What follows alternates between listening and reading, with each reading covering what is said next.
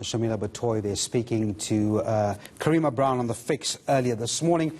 To something different now, stockpiling to save money is not a new concept, but it's becoming ever so relevant as people struggle to get more out of their salaries. Employment is rising and wage increases are becoming smaller. Now, a Facebook group has been set up to help families stretch those rands.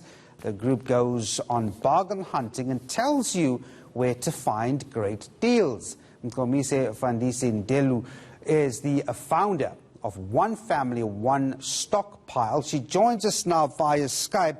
Ncumisa, thanks very much indeed for talking to us. You've been doing this for some time, and I'm going to get into the history in a second here. But firstly, talk to us about how much one can actually save with stockpiling. Presumably a family can end up saving thousands of rands. It's actually a lot of money. Good morning, Devon. Stockpiling is not just about collecting stuff, but it's also stockpiling your money in your bank account, meaning that you don't just collect stuff, but you also do whatever is necessary to make sure that as much of your money stays in your bank account. Let's start with collecting stuff. For example, if toothpaste today is 5 rand, I will buy 100. That means I will not buy toothpaste for the longest time to come, meaning whatever price increases comes up in the near future, I'm not involved when it comes to toothpaste. And we usually just buy things like detergent, things that have a long shelf life, paper products, your pasta, things like that. And then you collect that and then you keep it in your home. And instead of going to the store to buy, you go to your storage space where you keep your stockpile. But when it comes to stockpiling money, it's little things like being conscious when you go shopping. For example, retailers have a terrible habit of putting a big red sign that says sale on an item. If you're unconscious while you're shopping, you will fall for the red sign without looking at what the original price was versus the sale price. And it's happened to me a long time when I found that the original price and the sale price are the same, or the difference is 5 cents or 10 cents, things like that. I always get so upset when I'm doing my grocery shopping and I see people mindlessly grabbing items and throwing in their trolleys without actually engaging in the process of shopping. And I always say that shopping is like a sport. When you play sport, you spend a lot of time preparing for that one day when you will compete. It's the same as shopping. Start at home, have a list, prepare, look what you have. Don't buy stuff that things like that. I just want people to be present when they're shopping. We're going to get to the homework in a moment here, but you started a page sharing ideas about bargain hunting, and I believe it gained traction on social media with lightning speed. Why do you think so many people could relate to what you were doing? One of the things that I've learned through the group is that women are women, regardless of color, regardless of religious or political background.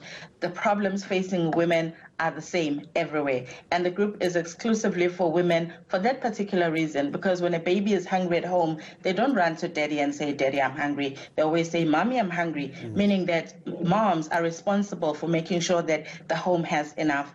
And it's gained traction because it doesn't matter which LSM you are. It could be 1, it could be 10. The problems are the same. You have the same 100 rand. When you go to the store, whatever product you're buying, it costs the same amount of money. But I had to find, in fact, I didn't have to find it. It's how I grew up. You know, I just decided one day I need to share this with other women because I find that we all have the same problems. We face the same challenges. Salaries grow at a snail's pace, but prices, they're sprinters. Yes, not question, but of course you have to be able to contend with having a lot of stock in your homes. I mean, I'm watching some visuals at the moment here, a whole lot of products, lashed out on your lounge, if you like, in some of your dining room spaces. Understanding how to deal with space of your stock, I would imagine, is a very peripheral thing, but it's something you've got to come to terms with. Remember when we bought our homes, some of us didn't know that there was such a thing as stockpiling. So we're grappling with the issue of space at home. But as you can see, none of those pictures or videos are from me personally. All of them are from members of the group. Yep. But as you can see, women are making a plan for their stocks because they are seeing the value of doing what they do. So what's a little inconvenience in terms of space when you can see that you're actually saving money? Ncumisa, I want to just end off by, you touched on understanding the tricks of retail, and that could really put you into the driving seat. I would imagine that's important, just knowing what retailers do and how you get around it.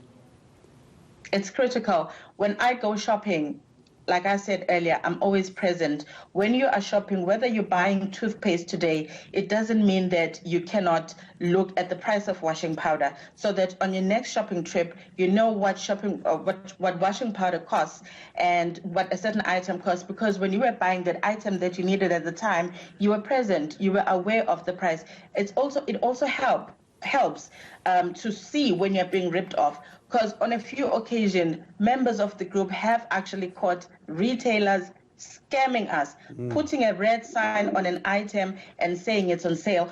But when you look at the sale price, it's actually higher than the original price. So my call to South Africans, all women, at all times, because we do the groceries in our home, is that when you go shopping, be present in the moment, see what you are doing, see what the retailer is offering you, take it if it agrees with you. If it doesn't agree with you, it's okay to leave it. Go look somewhere else. It's okay. It's your money. You decide how you spend it, where you spend it, on what you spend it. Oh, well, that's a useful piece of advice there. Thanks very much indeed.